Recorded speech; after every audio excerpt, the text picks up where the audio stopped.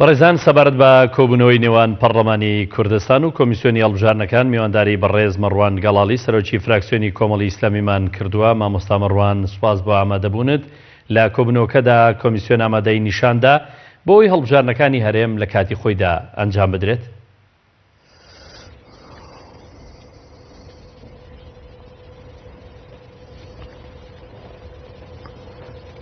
سوپاس بۆ ئێوەی بەڕێز و خۆشەویست. بسم الله الرحمن الرحیم. وەڵاگەر دەرفەت هەبێتەنە من پێم باشە بەرچاوڕوونیەک بدەمە ئێوەی بەڕێز و خۆشەویست و بینەرانی سنجینی کەناڵی پەیامی خۆشەویستمان. ئەوجا ئێوە هەر پرسیارێکی هەتان بێ لە خزمەتتاندا دەبم. بەڵێ.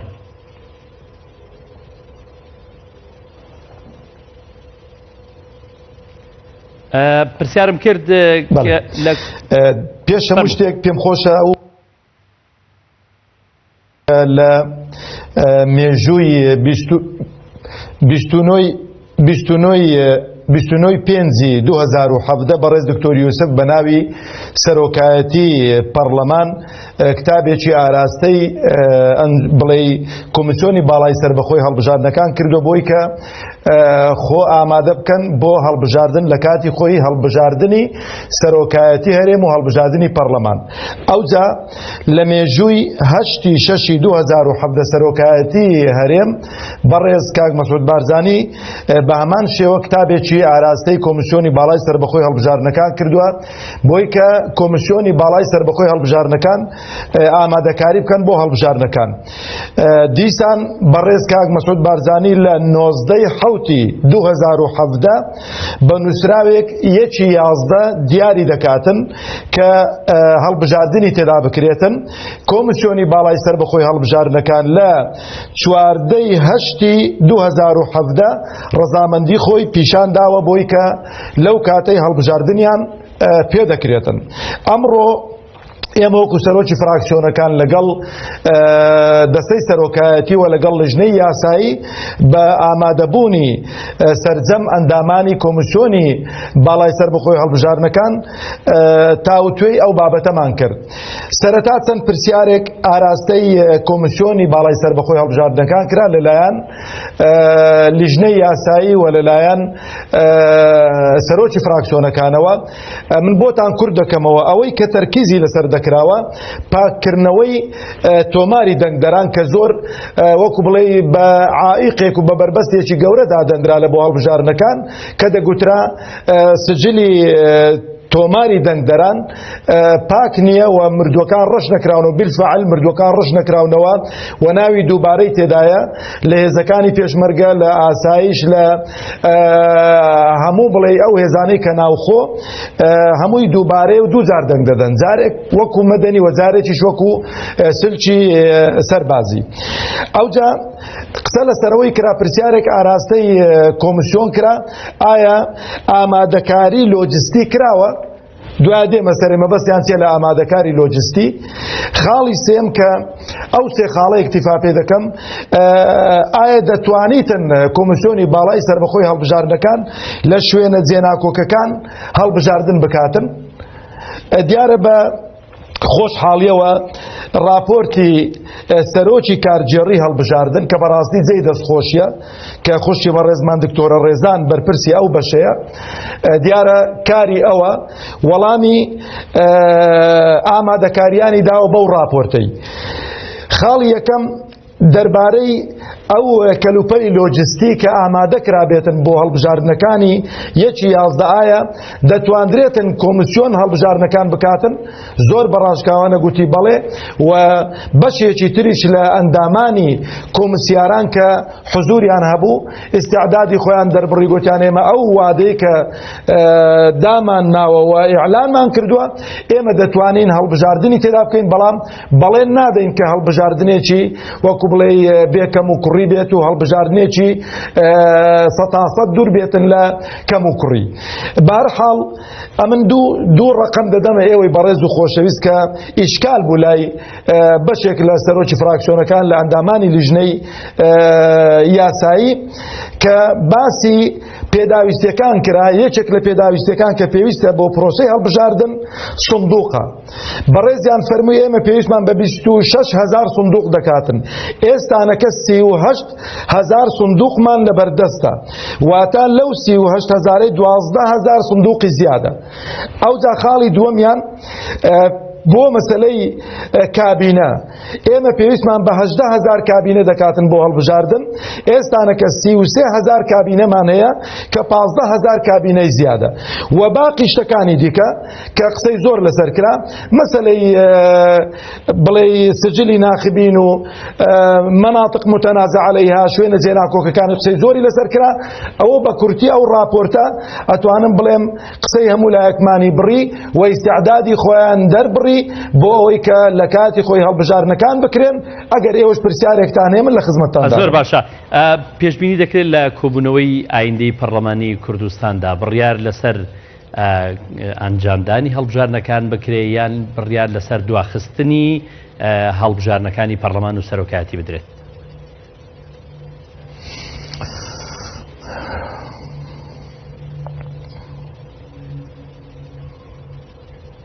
ئەمە ڕاشکاو دەبم لەگەڵتان، چونکە دایمەن ڕاشکاویش بووم لەگەڵ ڕاگەیاندنکاران و لەگەڵ خەڵکی هەرێمی کوردستان.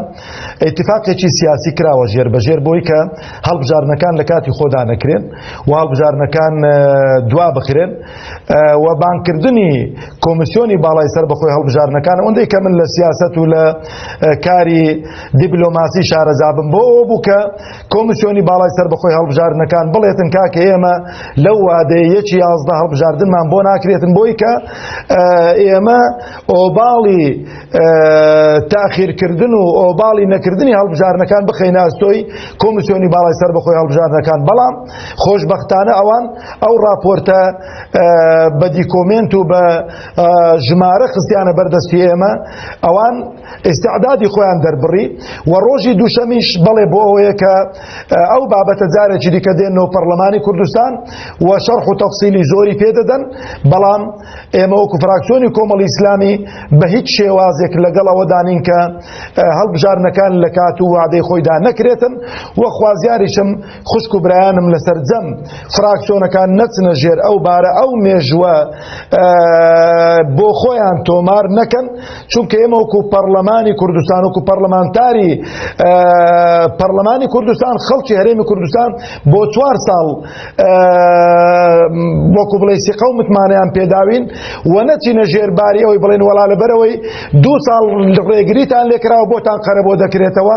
ئێمە دەڵێن کاکە سوپاسان دەکەین ئەو قەرەبۆیەمان ناوێتن لە زیاتی قەرەبۆی 2 ساڵ بۆ پەرلەمان بکەنەوە بۆی درێژکەنەوە، ئەو موچەیە کە بۆ خەڵکتان قەرەبۆ کردی ئەو موچەی بدەنەوە خەڵکی هەرێمی کوردستان. زۆر باشە. دەمێ ئەوە بپرسم ئەمڕۆ سەرۆکی کۆمیسیۆنی سەرۆکی بورە فراکسیۆنی پارتی دیموکراتی کوردستان ئاماژە بۆ دەکات کە ئەوان لەگەڵ دواخستنی هەڵبژارنەکانین و بەڵکو دەیانەوە هەڵبژارنەکان لە کاتی خۆی دابێ. ئەگەر ئاماژە ینی ئاماژە بۆ پارتی دیموکراتی کوردستان ئەوان ڕایان گەیاندووە ئەوە چێیە کە ئەو اتفاقە لە نێوان چێدایە و کام لایەنانن کە لەگەڵ ئەوەن هەڵبژارنەکان دوا بخرێت؟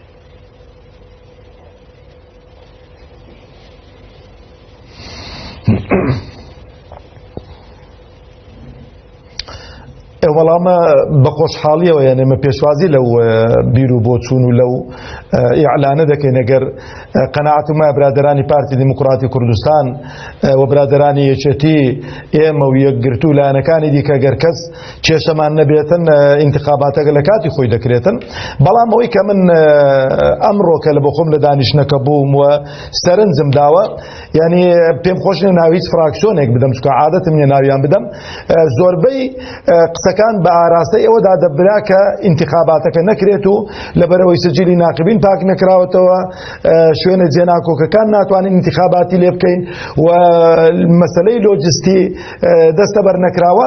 بەڵام خوازیارم ڕۆژی دووشەمە هەموو لایەکمان و ئەو فراکسیۆنانە ئەو هەڵوێستەمان هەبێ گەور هەڵ و ئەو هەڵوێستەمان بوو ئەوە بالفعل 11 هەڵبژارنەکان لە کاتی خۆی دەکرێن و خولێکی دیکەی پەرلەمانی کوردستان خولی پێنجەم شوێن ئێمە دەگرێتەوە و ئێمە ئەرکەکانی سەرشانی خۆمان تەسلیم بە خولی پێنجەم دەکەینەوە پیرۆزباییشیان لێ دەکەین. زۆر باشە.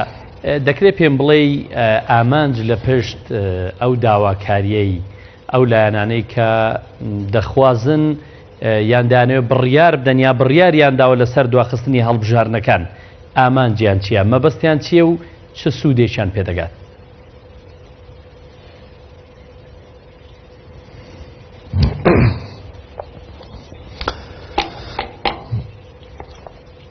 قەناعەتم وایە ئەو سیستەمی حکومڕانی لە هەرێمی کوردستان کە بەڕاستی دەسەڵاتدارانی هەرێمی کوردستان زۆر ناشیرن و زۆر قێزەون کردوون و ئەو چەند 20 و قسوور ساڵی کە لە هەرێمی کوردستان بە تایبەتی ئەو دوو لایەنە سیاسیە ئەو دوو حیزبە دەسەڵاتدارە کە بە دەسەڵاتەکانیان لە نێوان خۆدا برابەش کردوون ئەتوانم بڵێم وە لەو ئاخیرەشدا بە تایبەتی برادرانی پارتی دموکراتی کوردستان چونکە جونگە حەساسەکان زیاتر لە بەردەستی وانن ناچارین کە وا بڵێن و کە ناویان بێنین قەناعەتم وایە نەیانتوانی وە خزمەتگوزاریەکی ئەو تۆ پێشکەش بە خەڵکی هەرێمی کوردستان بکەن و قەناعەتم وا بوو ئەو حیزبانەی کە مەسەلەی ریفراندۆمیان کردە پردێک بۆ دەربازبوون لە قەیرانەکان و قەناعەتیان وا بوو ریفراندۆم بەرەو